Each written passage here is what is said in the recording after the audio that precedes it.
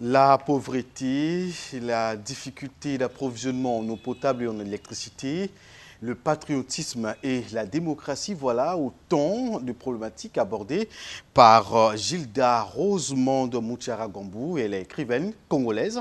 Nous la recevons ce soir dans l'entretien pour essayer de comprendre réellement qu'est-ce qu'elle veut dire par là, quelles sont les alternatives qu'elle propose pour certainement juguler tous ces problèmes. Bonsoir Gilda Rosemonde Muchara-Gambou. Bonsoir. Alors nous avons sur notre table votre roman, Les Nouvelles d'Héloïse. Nous venons tout à l'heure de dire à nos téléspectateurs quelques thèmes que vous abordez. D'abord, qu'est-ce que vous a poussé à écrire? Depuis quand êtes-vous écrivaine? Merci de me recevoir sur votre plateau, c'est un honneur pour moi. J'écris depuis très jeune, j'étais au collège. Déjà au collège, j'écrivais des petites histoires, des contes. L'envie de l'écriture, le goût de l'écriture m'est venu de la lecture. Je lisais beaucoup à l'époque, quand j'étais jeune. Je lisais tous les livres qui me tombaient sous les yeux. Et de fil en aiguille, je suis passée de la position de lectrice à celle d'auteur. J'ai eu envie moi-même d'écrire, de raconter une histoire. Et surtout que j'ai voulu raconter la société dans laquelle je vivais, donner envie aux étrangers qui venaient de découvrir ma société. Parce que le livre qui m'a donné vraiment envie de parler du Congo, c'est Phèdre. Chez moi, à la maison, mon père, il avait des classiques, notamment Phèdre. Et un jour, à l'école, mon professeur de français va nous recommander à tous de lire un livre du début à la fin. Et donc j'arrive à la maison, je regarde dans la bibliothèque paternelle, il n'y avait que des classiques. Et donc j'en tire un comme ça au sort et je tombe sur Phèdre de Racine. Et je le lis du début à la fin. Et en sortant de là, j'ai eu la sensation d'avoir voyagé à travers la Grèce antique. Et c'était magique. Ça m'avait vraiment impressionnée.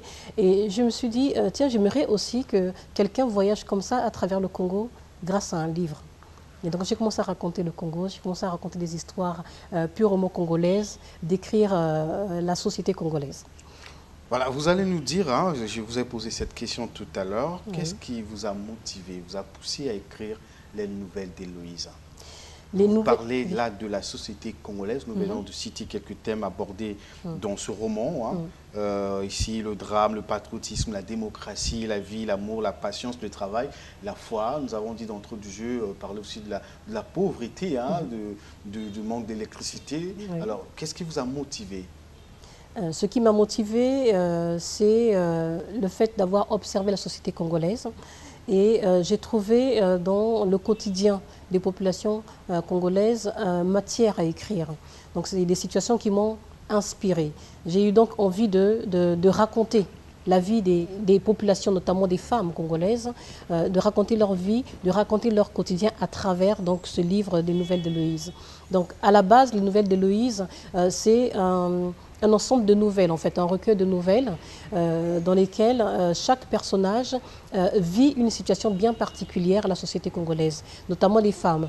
Donc, les thèmes que j'ai abordés dans ce livre, il y a le thème de l'eau, par exemple. Dans la nouvelle Les bidons jaunes, par exemple, je parle de la difficulté auxquelles les femmes en particulier sont confrontées lorsqu'il s'agit de s'approvisionner en eau.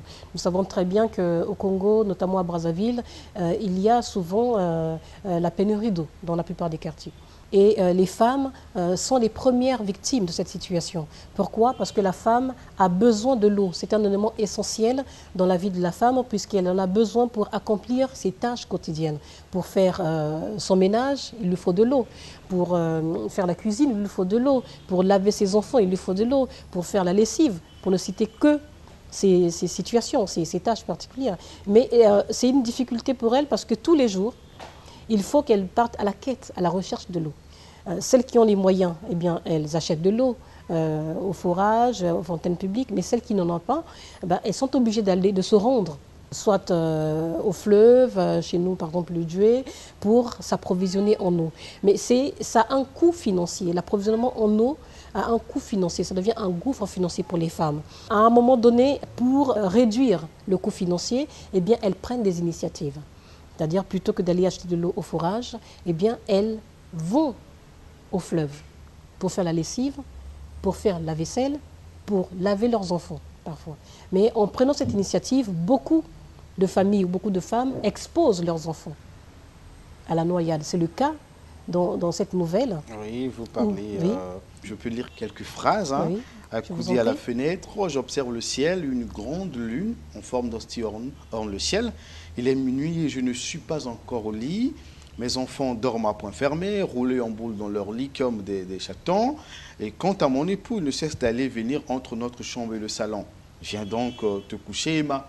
Et vous parlez d'Emma, cette dame dont vous décrivez tout à l'heure. Oui. J'attends encore un peu, Marc, c'est comme ça. Et puis, l'eau va peut-être couler ce soir. Donc, on parle de l'eau qui manque et la femme ne dort pas pour attendre de l'eau. Exactement. Et c'est la réalité que nous vivons tous les jours. Là. Oui, on est dans l'attente de l'eau. Les femmes veillent. Donc, elles passent des nuits blanches à attendre que l'eau coule dans les robinets. Et c'est une situation très difficile pour elles parce que après une nuit blanche, attendre le lendemain matin, il faut se lever encore tôt pour s'occuper de sa famille, pour faire ses tâches ménagères. C'est très difficile. Nous allons parler de la femme comme victime hein, des faits de société, hein, en quelque sorte. Nous allons d'abord nous attarder sur le manque d'eau à Brazzaville. C'est une réalité. Oui. Est-ce que vous pouvez nous dire, en tant qu'observatrice de la société, hein, vous lisiez aussi la société vous-même, qu'est-ce qui, selon vous, fait qu'aujourd'hui le Congo, qui est entouré, comment dire, serpenté, encore entouré par un grand fleuve, aujourd'hui manque de l'eau? Qu'est-ce qui explique ça selon vous? C'est un véritable paradoxe, comme vous voulez le dire. Il y a de l'eau partout. Hein. Notre pays est un pays béni. Nous sommes approvisionnés en eau, nous avons des grands fleuves, nous avons le deuxième fleuve le plus puissant du monde, qui est le fleuve Congo. Et curieusement, il n'y a pas d'eau dans les robinets. Et lorsque l'on observe cette situation, ça nous pousse à une indignation et on essaie de trouver une explication. Et cela, pour moi, aujourd'hui, c'est simplement le fait que les structures qui sont mises en place ne répondent pas. Où je pense que les solutions apportées ne sont pas adaptées. Et il y a un problème de volonté politique également et de priorité. Il faut que l'on sache que l'eau est un élément vital, un élément essentiel. D'ailleurs, le Congo a ratifié hein, la Charte des Nations Unies qui reconnaît l'eau comme étant un élément essentiel à la vie humaine. Donc, c'est pour dire que l'État aujourd'hui où les autorités doivent faire de l'eau, de l'approvisionnement en eau, une priorité. Et pour cela, il faut mettre les moyens. Il faut donner les moyens et il faut construire les structures qui permettront aux populations d'accéder à l'eau de façon normale, quotidiennement. Mais je pense que c'est simplement un problème de priorité. Alors, vous parlez aussi dans ce même roman hein, de l'initiative de Berthe. Oui. Peut-on savoir de quoi s'agit-il? L'initiative de Berthe parle également d'un problème qui se passe dans notre société, qui est celui de l'éducation, notamment de l'école publique. Lorsque l'on fait le tour des écoles publiques, le constat est déplorable puisqu'on constate que l'école publique est délabrée, est abandonnée. Et notamment les structures, les bâtiments sont vétustes. Il y a un problème de manque de table-banc, comme c'est le cas dans la nouvelle. Et donc, ça pose un véritable problème d'éducation. Lorsque les enfants, les écoliers ne peuvent pas étudier dans des bonnes conditions, lorsque les enseignants ne bénéficient pas des structures adéquates pour pouvoir enseigner, eh bien ça a des conséquences graves sur la société, sur la population congolaise.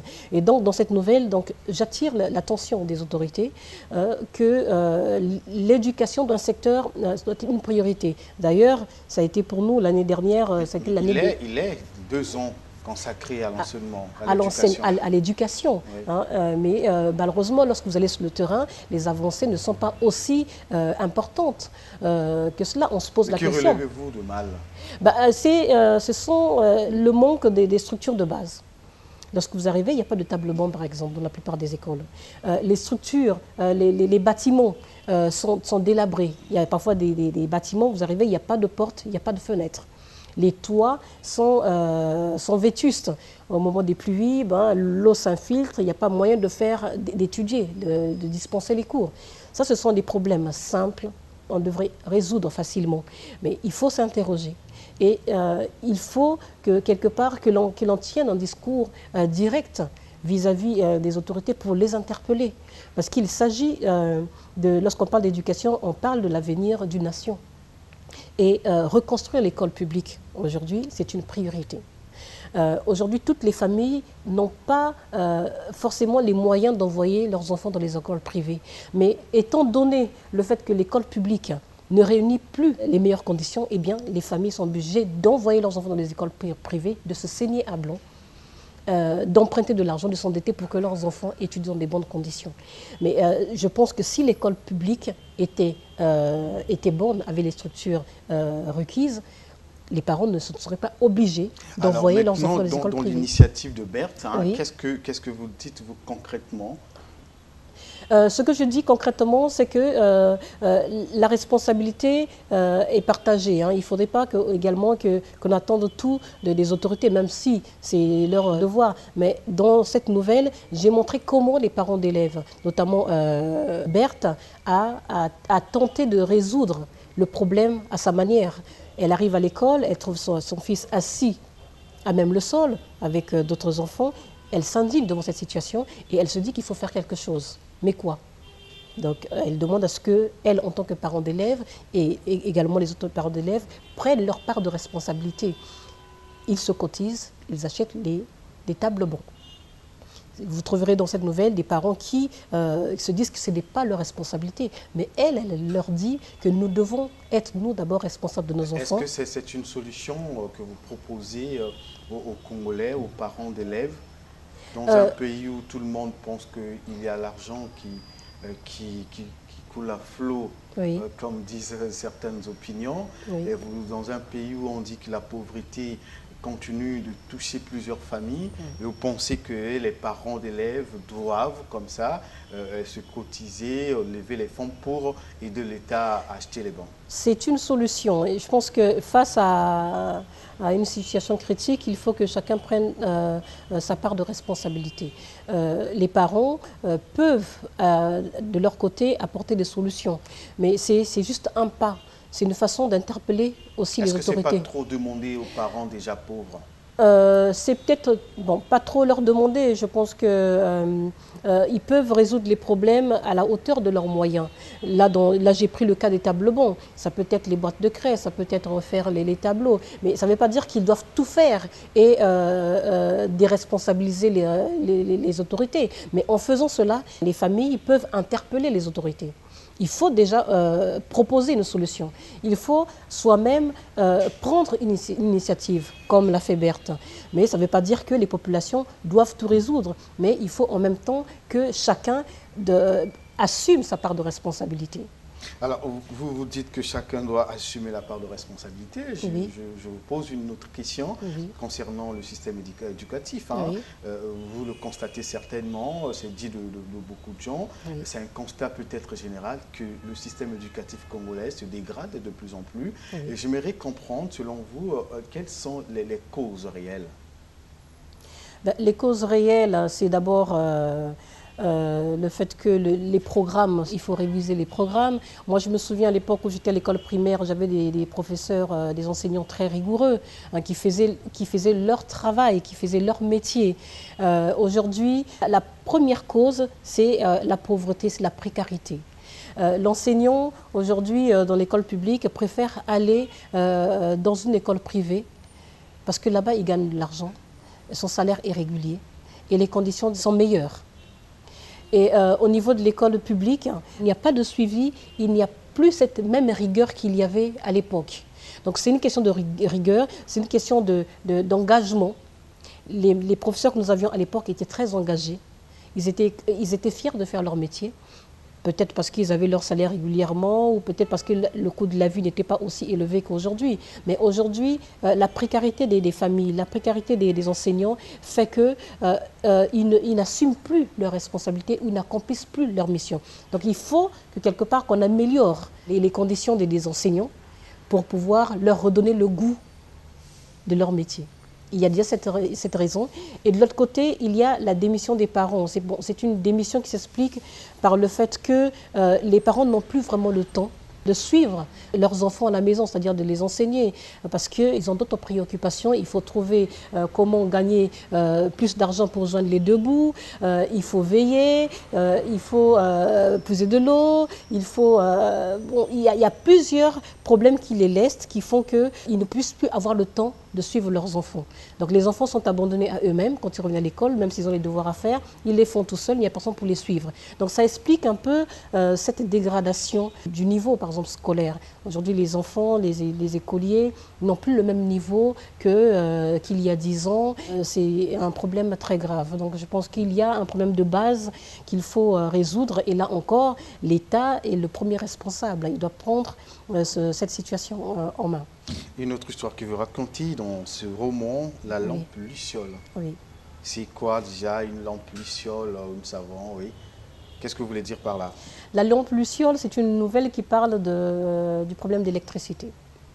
Il y a dans beaucoup de quartiers, l'électricité reste un problème.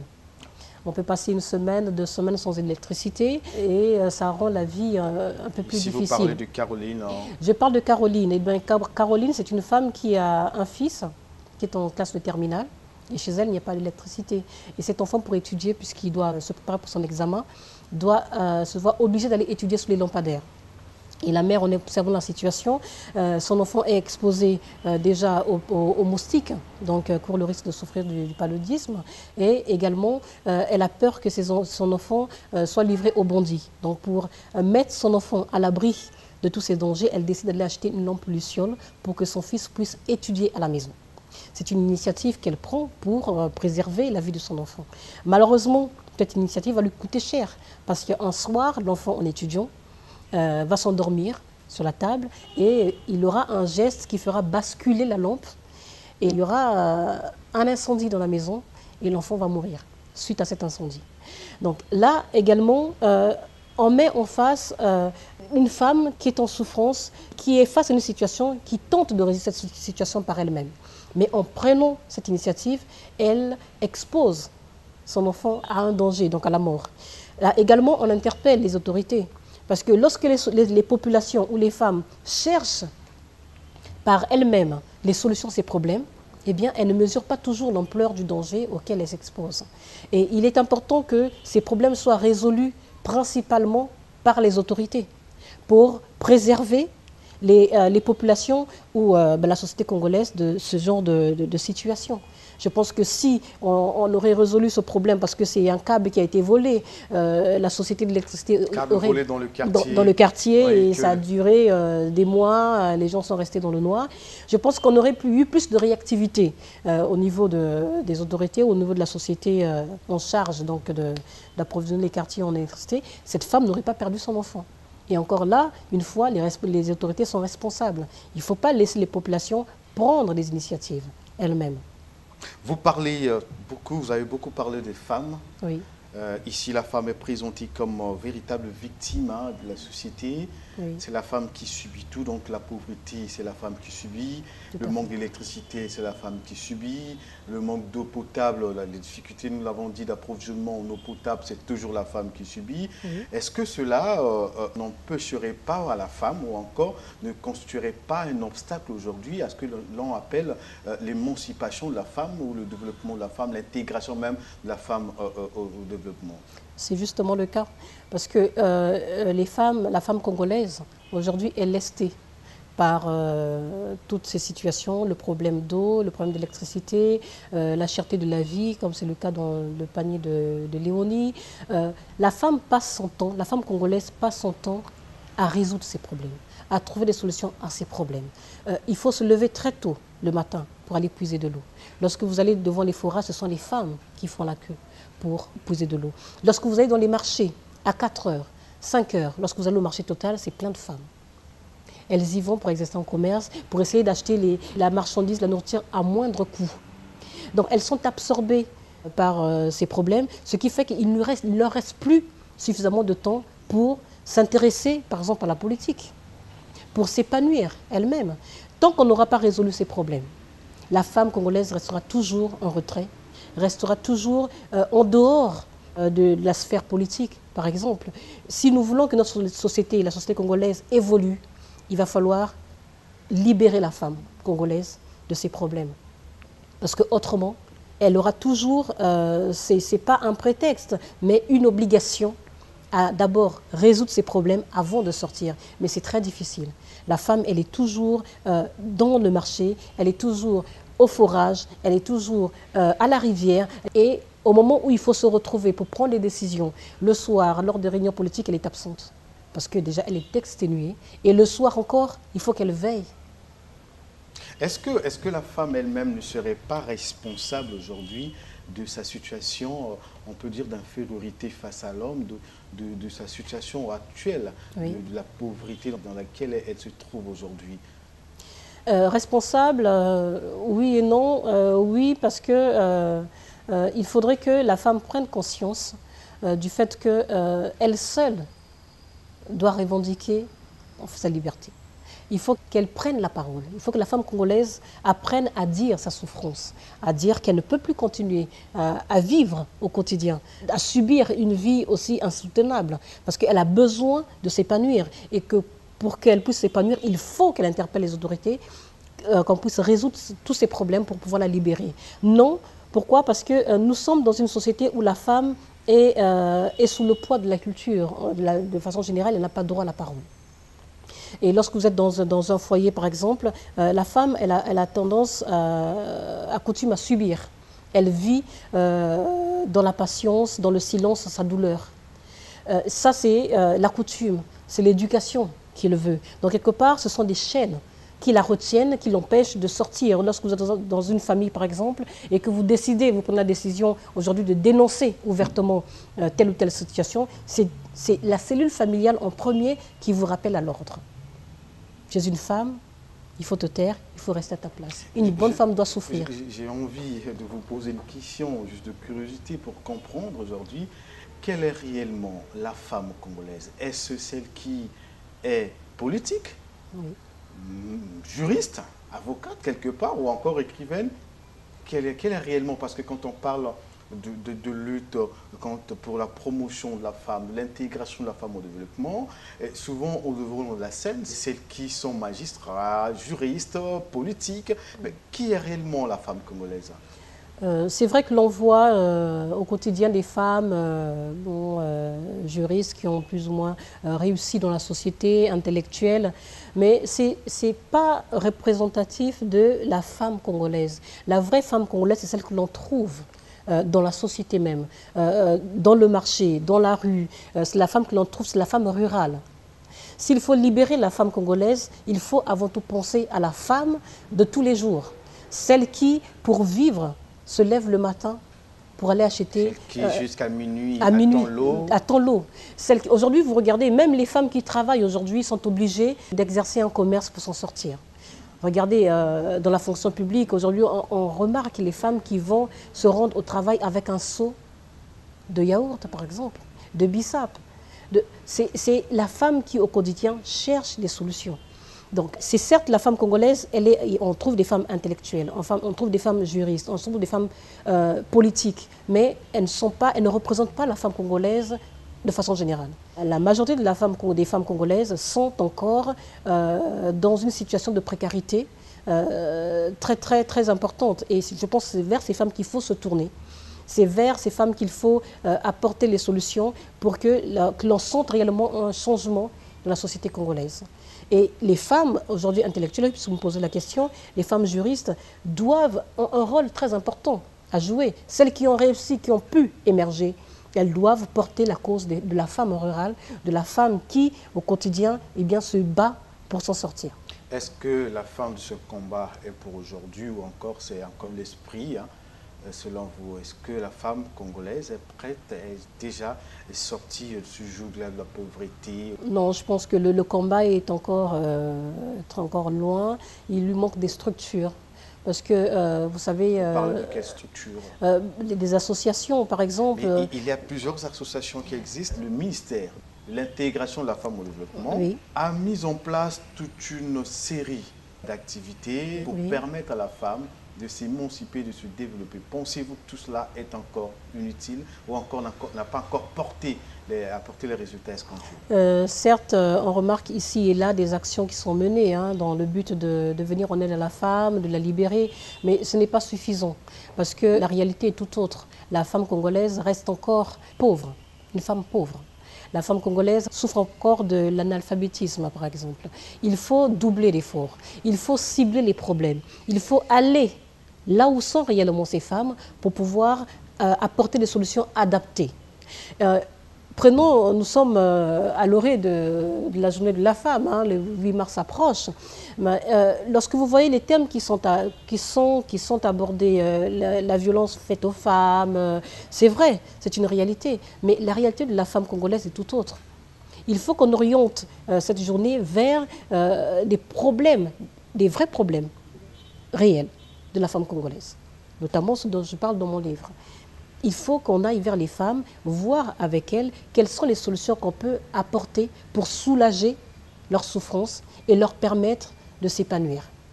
Donc le problème, c'est d'apporter les solutions adéquates, si je peux me permettre de le dire. Mais le ministère fait certainement son travail, mais il faut une meilleure orientation. Il faut mieux cibler ces problèmes. Il faut aller vers les femmes. Il faut écouter les femmes. Il faut laisser aux femmes, donner aux femmes l'opportunité, la possibilité de s'exprimer, de parler de leurs attentes, enfin de dire quelles sont leurs attentes, pour que les moyens qui sont mis en jeu apportent les fruits escomptés. Autrement, ça sera nul et non avenu, on n'aura pas toujours les résultats attendus. Voilà, pour terminer, il nous reste quelques minutes. Nous allons aborder le dernier point, en fait, la dernière problématique que vous avez abordée dans votre roman. Il s'agit du patriotisme, parlant des jeunes que vous pensez aujourd'hui être corrompus ou encore qui ne savent pas quoi faire réellement, qui sont parfois découragés des politiques. Oui. D'ailleurs, il y a une nouvelle qui aborde ce sujet, L'Ivraie. Aujourd'hui, les jeunes sont désœuvrés. Il y a le taux d'échec scolaire est très important. Et la politique devient comme un gagne-pain ou un refuge pour ces jeunes. C'est dommage pour notre société, ça représente un danger, un très grand danger, parce qu'il faudrait que les jeunes comprennent qu'ils ont une lourde responsabilité, qu'ils sont responsables de leur avenir. Et lorsque l'on s'engage en politique, il faut avoir des convictions et tenir face à la tentation. Ce n'est pas parce qu'on a faim, ce n'est pas parce qu'on a besoin d'assumer son... Qu'est-ce que vous constatez sur le terrain? Ce que l'on constate sur le terrain, c'est que les jeunes qui s'engagent en politique se laissent facilement corrompre. Comment vous expliquez? Simplement parce que ce qu'on attend aujourd'hui, nous sommes en démocratie, on a la liberté de s'exprimer. Il faut que les jeunes tiennent un discours proche de leur réalité.